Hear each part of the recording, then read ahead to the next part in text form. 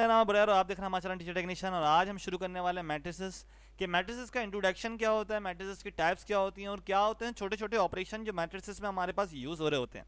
तो शुरू करते हैं सबसे पहले कि मैट्रिस क्या होता है। मैट्रिसेस एक तरह से हमारे पास रेक्टेंगुलर शेप में या फिर ये कह लें कि ब्रैकेट की शेप में ये लिखे हुए नंबर्स रॉज और कॉलम्स की शक्ल में होते हैं। अब जैसे यहाँ पे अगर बात की जाए तो ये हमारे पास जो चल रही है वर्टिकल लाइन, ये हमारे पास कहलाती है कॉलम्स, और ये जो हमारे पास चल रही है हॉरिजेंटल लाइन वो चलती है हमारे पास रॉस के नाम से। और हम लोग इस तरह से भी लिखते हैं मैट्रिक्स को आई जे, यानी आई यहाँ पे रिप्रेजेंट कर रहा है हमारे रॉस को, और जो जे हमारा रिप्रेजेंट कर रहा है वो रिप्रेजेंट कर रहा है कॉलम को। और साथ में हम लोगों को क्या बोला जा रहा है भाई, एक मिनट ये स्क्रीन शायद आगे बढ़ गई।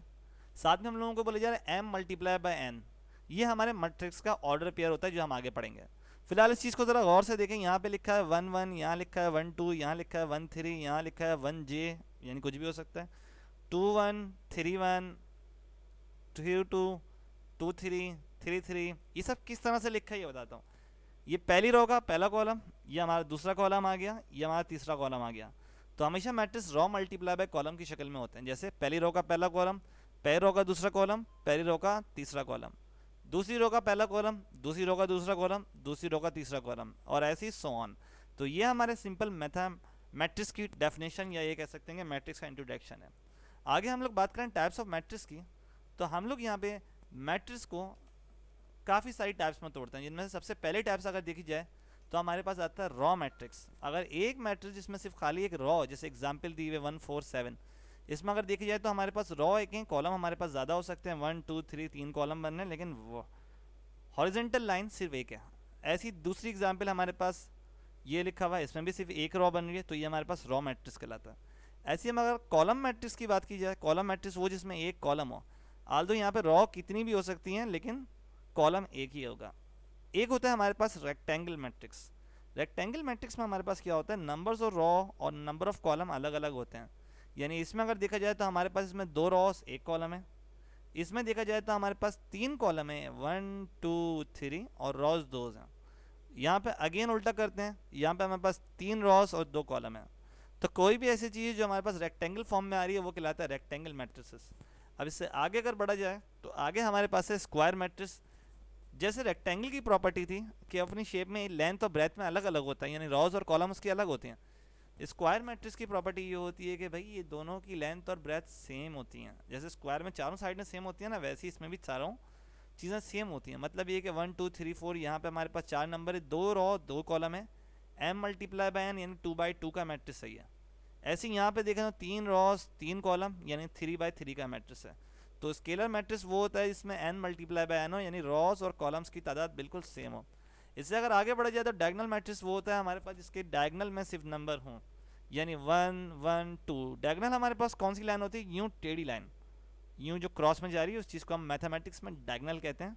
जिस चीज़ को पता हो वो बात सही है, लेकिन वैसे a matrix with order n multiply by n with a not equals to zero और a i j not equals to zero. यानी यहाँ पे बोल रहे हैं कोई मैट्रिक्स जिसमें हमारे पास 2 रॉस मल्टीप्लाई हो रहे हैं और दोनों सेम वैल्यू, जैसे यहाँ पे हमारे पास डायगनल में सेम वैल्यू हो रही है, तो ये हमारे पास एक तरह का डायगनल मैट्रिक्स होता है। डायगनल मैट्रिक्स की जो कंडीशन होती है सिर्फ ये होती है कि डायगनल में वैल्यू और कहीं वैल्यू ना हो। ऐसे ही हमारे पास एक मैट्रिक्स वो आता है जिसका हम डिटर्मिनेंट निकालते हैं। डिटर्मिनेंट मैं अपनी अगली वीडियो में शो करवाऊंगा ये किस तरह निकाला जाता है, जो मैं उसके सवालात करेंगे हम लोग। मैट्रिक की बुक में भी मौजूद है, फर्स्ट ईयर सेकंड ईयर में भी काम आता है डिटर्मिनेंट का टॉपिक, और इवन फिजिक्स में भी बहुत ज़्यादा यूज़र होता है, क्योंकि मैट्रिसेस एक तरह से देखा जाए तो वेक्टर क्वांटिटीज उसमें को शो करवाने के लिए भी काम आते हैं। तो मैट्रिक्स में diagonal matrix which diagonal element are equal, यानी एक डायगनल मैट्रिक्स हो और उसके डायगनल एलिमेंट सेम हो जाए। जैसे यहाँ पे 2 और 2 सेम है, यहाँ पे 1 और 1 सेम है, 2 कॉमन निकाल लिया गया वैसे यहाँ पे। तो हमारे पास ये चीज़ कहलाएगी स्केलर मैट्रिक्स। जब इसका डिटर्मिनेंट निकलता है किसी भी स्केलर मैट्रिक्स का तो वो 0 निकलता है। ओके, स्केलर या कह लेंगे सिंगुलर मैट्रिक्स का डिटर्मिनेंट जो निकलता है वो 0 निकलता है। वैसे फिलहाल स्केलर का यही है कि लाइन से एक ही चीज़ होगी, और ये चीज़ अगर देखी जाए तो हमारे इसमें होगी तो 0 हो जाती है। फिलहाल आगे हम बढ़ते हैं इसके अगले पार्ट की तरफ, आइडेंटिटी मैट्रिक्स। आइडेंटिटी मैट्रिक्स क्या होता है भाई, ये मैट्रिक्स नॉर्मली हमारे पास स्क्वायर मैट्रिक्स के तरह का ही होता है, यानी इसमें रॉज और कॉलम सेम ही होती है हमेशा। और इसमें होती क्या प्रॉपर्टी है, इसमें प्रॉपर्टी ये होती है कि डायगनल में सिर्फ 1 होंगे और कुछ नहीं होगा। जब इसका हम लोग वैल्यू निकालते हैं इस मैट्रिक्स की, तो उसमें जो आंसर निकलता है 1 निकलता है और वो आइडेंटिटी मैट्रिक्स को शो करवाता है। ओके, यानी यहाँ पे 1 मल्टीप्लाई बाय 1 होगा और यहाँ पे आंसर 1 आ जाएगा। अच्छा, पिछले वाले में एक बात बता दूँ, पिछले वाले का आंसर भी यहाँ पे 2 आएगा, क्योंकि 1 मल्टीप्लाई बाय 1 मल्टीप्लाई बाय 2, तो ये स्केलर मैट्रिक्स बन जाएगा। सिंगुलर मैट्रिक्स थोड़ा सा अलग होता है, सिंगुलर मैट्रिक्स में हमारे पास जो रिजल्टेंट आता है वो 0 के बराबर आता है। अच्छा, फिलहाल आइडेंटिटी मैट्रिक्स में हमने क्या पढ़ा भाई, डायगोनल में हमारे पास 1 और 1 मौजूद है, सिर्फ 1 होंगे, कोई और एलिमेंट नहीं होगा। आइडेंटिटी एलिमेंट 1 होते हैं, ये हमने और भी मैथमेटिक्स की वीडियोस में सुना होगा। आइडेंटिटी एलिमेंट 1 और 0 होते हैं, यहाँ पे सब 0 होंगे, सिर्फ एक डायगोनल में 1 होगा। ओके, तो यहाँ पे आई मल्टीप्लाई होगा तो हमारे पास 1 आएगा, और जे मल्टीप्लाई बाई आई 0 के बराबर नहीं होगा, यानी इसका रिजल्टेंट 0 नहीं होगा, सिर्फ 1 होगा। जीरो मैट्रिसेस, जीरो मैट्रिक्स मतलब ये है कि आई मल्टीप्लाई बाय जे और रिजल्ट आए 0, यानी a matrix which contain only 0 element कहलाता है 0 एलिमेंट, यानी जीरो मैट्रिक्स। अब इसमें कोई भी शेप हो सकती है, यहाँ पे 2 शेप बनाई हुई, लेकिन कोई भी ऐसा मैट्रिक्स जिसमें सिर्फ 0 हो वो हमारा जीरो मैट्रिक्स कहलाता है। अच्छा, इसी से आगे बढ़ते हैं तो हमारे पास बनता है नेगेटिव मैट्रिसेस। नेगेटिव मैट्रिसेस हमारे पास क्या होता है भाई, कि अगर मैं 1 0 2 0 3 यहाँ सब वैल्यूज़ लिखी हुई हैं, अगर मैं इसको मल्टीप्लाई करवा दूँ एक माइनस की साइन से, यानी ए हमारे पास ये, उसको माइनस की साइन से मल्टीप्लाई करवाया, तो हमारे पास अंदर जितनी भी वैल्यूज़ हैं सबकी साइन है चेंज हो जाएंगी। प्लस का 1 था माइनस का हो गया, प्लस का 2 था माइनस का 2 हो गया, माइनस का 3 था साइन चेंज हो गया प्लस का हो गया, ऐसे प्लस का 4 माइनस का 4 प्लस का हो गया, माइनस का 6 और 1 माइनस के हो, प्लस के 6 और 1 माइनस के हो गए। तो ये होता है हमारे पास एक मैट्रिक्स का नेगेटिव मैट्रिक्स। ओके, इससे अगले पार्ट में अगर देखें तो हमारे पास ये अपर ट्रायंगल और लोअर ट्रायंगल का कॉन्सेप्ट आता है। यानी हम लोग यहाँ पे बात करते हैं कि एक अगर मैट्रिक्स जिसका हमारे पास इस तरह से जो शेप बनी हुई है, यानी डायगोनल में हमारे पास 1 जा रहा है, दूसरी साइड 0, तो ये हमारे पास अपर ट्रायंगल मैट्रिक्स आता है। और ऐसी अगर शेप उल्टे में हो जिसका अबव वो 0, अबव डायगोनल का, यानी डायगोनल के ऊपर वाली लाइन 0, तो वो हमारे पास होता है लोअर ट्रायंगल। यानी बिलो हो तो वो अपर ट्रायंगल, अपर ट्रायंगुलर मैट्रिक्स होता है, और अगर अबव हो तो वो लोअर ट्रायंगुलर मैट्रिक्स होता है। फिर आगे बात करते हैं एक खास प्रॉपर्टी की जिस पे काफ़ी सारे सवाल हमारे शुरू होते हैं, वो हमारे पास होता है ट्रांसपोज। ट्रांसपोज क्या होता है भाई, ट्रांसपोज अगर कि मैट्रिक्स पे हमारे पास ये टी का साइन है, टी बना हुआ है, तो आई जे लिखा हुआ है, यानी रॉस मल्टीप्लाई बाय कॉलम लिखा हुआ है, और अगर एक चीज़ को ट्रांसपोज किया जाता है तो वो चेंज हो जाती है जे मल्टीप्लाई बाय आई में, यानी रॉस कन्वर्ट हो जाती हैं कॉलम में और कॉलम कन्वर्ट हो जाते हैं रॉस में। अब जैसे मिसाल के तौर पे यहाँ पे एक रॉ की देखी जाए तो बात क्या है, 1 2 1, यानी 1 2 और 1 एलिमेंट है, -2 1 5 एलिमेंट है, 3 4 1 एलिमेंट है। अब इसको मैं अगर कन्वर्ट कर दूँ, इस रॉ को कॉलम बना दूँ, तो ये एलिमेंट बिल्कुल सीधे हो जाएंगे इस तरह, 1 2 1 यहाँ आ गया, फिर -2 1 5 ये हमारे पास आ गया, फिर 3 4 1 ये हमारे पास आ गया। तो ट्रांसपोज एक ऐसी प्रॉपर्टी है जो मैट्रिसेस के रॉस को कॉलम में चेंज कर देती है। जैसे आई डॉट जे लिखा हुआ है तो जे डॉट आई हो जाएगा उसका ट्रांसपोज। ओके, फिर आगे बढ़ते हैं हम लोग प्रॉपर्टी ऑफ ट्रांसपोजिशन। ट्रांसपोज की 3 प्रॉपर्टीज़ होती हैं जो बच्चों को पढ़ाई जाती हैं, इवन शायद ये बुक में हो ना हो, लेकिन आप लोगों को पता होनी चाहिए कि बहुत इंपॉर्टेंट है। अगर किसी भी चीज़ का 2 बार ट्रांसपोज लेंगे वो चीज़ सेम हो जाएगी। जैसे रॉस को कॉलम बनाया, फिर कॉलम्स को रॉस बना दिया, वापस वो सेम बन गई। अगर किसी कांस्टेंट के साथ, के यहाँ पे कांस्टेंट है, कोई भी नंबर हो सकता है, किसी कांस्टेंट के साथ ए के ऊपर ट्रांसपोज लेंगे तो कांस्टेंट पर ट्रांसपोज नहीं लगेगा। जैसे 2 मल्टीप्लाई बाय ए मैट्रिक्स, तो मैट्रिक्स का ट्रांसपोज हो जाएगा लेकिन कांस्टेंट का ट्रांसपोज नहीं होगा। अच्छा, अगर 2 चीज़ों पे एक साथ ट्रांसपोज लिया जाए, ए प्लस बी का ट्रांसपोज, तो ए प्लस बी का ट्रांसपोज बराबर होगा A transpose plus B transpose. तो ये चीज़ होती है, इसको खुल के फॉर्मूला ये बोल सकते हैं। ये 3 ऑपरेशन है हमारे ट्रांसपोज के। इसके बाद आगे बढ़ते हैं थोड़े से सवाल की तरफ। अब ये सवाल आपको क्या बोला जा रहा है, ये सवाल को ज़रा देख लेते हैं। ए दिया हुआ है, बी दिया हुआ है, आपको बोला क्या गया यहाँ पे कि ए, और पहला सवाल ये है कि ए का ट्रांसपोज लेना है। ए का ट्रांसपोज क्या होगा, रॉस हो जाएगी चेंज कॉलम में, 1 2 3 का एक कॉलम बन जाएगा और 4 -5 और 2 का कॉलम बन जाएगा। उसको देखते हैं अगली स्लाइड में।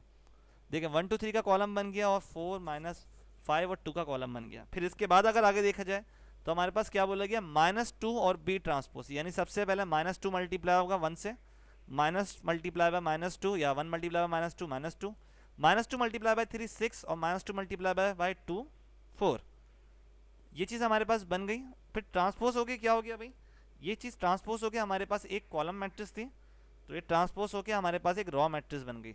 अच्छा, यहाँ पे अगला ही जो हमारे पास एग्जाम्पल दी हुई है, यहाँ पे ये बी लिखना था, इनको गलती से इन्हें ए भी लिख दिया, तो ये चीज़ काटने वाली है। यहाँ पे बी का ट्रांसपोज किया गया, सिर्फ बी का ट्रांसपोज जो हम लोगों ने किया है वो हमारे पास 1 2 3 आ गया। ओके, तो ये चीज़ यहाँ पे डिफाइन करने वाली थी कि ट्रांसपोज का वर्क किस तरह होता है। ये पहले वाले सवाल के आंसर हैं। आगे बढ़ते हैं, हमारे पास सिमेट्रिकल मैट्रिक्स या सिमेट्रिक मैट्रिक्स। सिमेट्रिक मैट्रिक्स हमारे पास क्या होता है उसकी अगर बात की जाए तो यहाँ पे सिमेट्रिक मैट्रिक्स की बात ये होती है कि अगर किसी मैट्रिक्स का हम ट्रांसपोज लें और ट्रांसपोज उसका वापस सेम ही वही बना रहा है, यानी दो बार ट्रांसपोज नहीं, एक ही बार ट्रांसपोज लेके भी वो चीज़ वही सेम बन रही है, यानी उसके रॉज और कॉलम्स के एलिमेंट ऐसे हैं कि ट्रांसपोज लेने के बाद भी वो चीज़ सेम बन रही है, तो वो चीज़ होती है हमारे पास सिमेट्रिक मैट्रिक्स। यानी मिसाल के तौर पे 514 514 ये रॉ बनी हुई है, यही कॉलम है, इसको जब हमने चेंज कर दिया तो चेंज होके भी वही आया 514। फिर अगेन दूसरी साइड हमारे पास क्या आई, 1 2 1 जो था यहाँ पे भी 1 2 1 ही है, तो वही बना। 4 -2 -3 ऐसी 4 -2 3 चीज़ सेम होके वही बन गई, ये चीज़ कहलाती है सिमेट्रिक मैट्रिक्स। और इसी का हमारे पास होता है स्क्यू सिमेट्रिक। स्क्यू सिमेट्रिक में क्या होता है कि हम लोग ट्रांसपोज तो ले रहे हैं लेकिन ट्रांसपोज लेने की वजह से हम लोगों के पास चीज़ क्या आ गई, नेगेटिव आ गई, तो वो चीज़ होती है हमारे पास स्क्यू सिमेट्रिक, जिसकी एग्जांपल ये रही कि अगर ए ये है, इसका ट्रांसपोज ये है, और हमने यहाँ माइनस की साइन कॉमन निकाल लिया और माइनस हो गया, तो ये चीज़ हमारे पास हो गई स्क्यू सिमेट्रिक, यानी यही चीज़ है लेकिन साइनें डिफरेंट हो जाएंगी। ओके, तो ये फ़र्क आता है स्क्यू सिमेट्रिक और सिमेट्रिक मैट्रिक्स में। दूसरी एग्जांपल देते हैं, यहाँ पे एक एग्जांपल दी हुई ऑपरेशन ऑफ मैट्रिक्स की कि given A and B and find A plus B. A plus B किस तरह फाइंड करेंगे, पहला रो का एलिमेंट पहले वाले से ऐड होगा, दूसरा वाला दूसरे वाले से, तीसरा वाला तीसरे वाले से, चौथा वाला चौथे वाले से। ओके, तो a प्लस बी क्या होगा, 4 + 5 9, 9 + 1 10, 3 + 8 11 और 2 + 7 9, जिसका आंसर आपको ये दिखा हुआ दिख रहा है 9 10 11 9। फिर आगे क्या दिखता है, आगे ये दिखता है कि हमारे पास 2 × a -3 × पहले 2 से मल्टीप्लाई कर लेते हैं, 2 मल्टीप्लाई होगा 4 से 8, 2 × 1 2, 2 × 3 6, 2 × 2 4, 3 को मल्टीप्लाई किया है b से, 3 × 5 15, 9 × 3 27, 9 3 × 8 24 और 3 × 7 21। फिर इन दोनों को माइनस करके जो आंसर निकलेगा वो हमारे पास कुछ इस तरह का निकलेगा।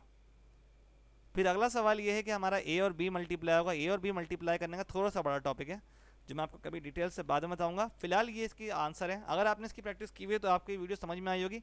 यहाँ पे वीडियो खत्म होती है, बेसिक ऑपरेशन इससे खत्म होते हैं, तो वीडियो को लाइक और शेयर करना मत भूलिएगा, और आने वाली वीडियो में इसका डिटर्मिनेंट और बाकी सारी प्रॉपर्टीज़ को हम डिस्कस करेंगे। तो तब तक के लिए अल्लाह हाफिज़, और चैनल को सब्सक्राइब करना मत भूलें क्योंकि सारी वीडियोज़ इस पर ही आने वाली हैं। ओके, अल्लाह हाफिज़।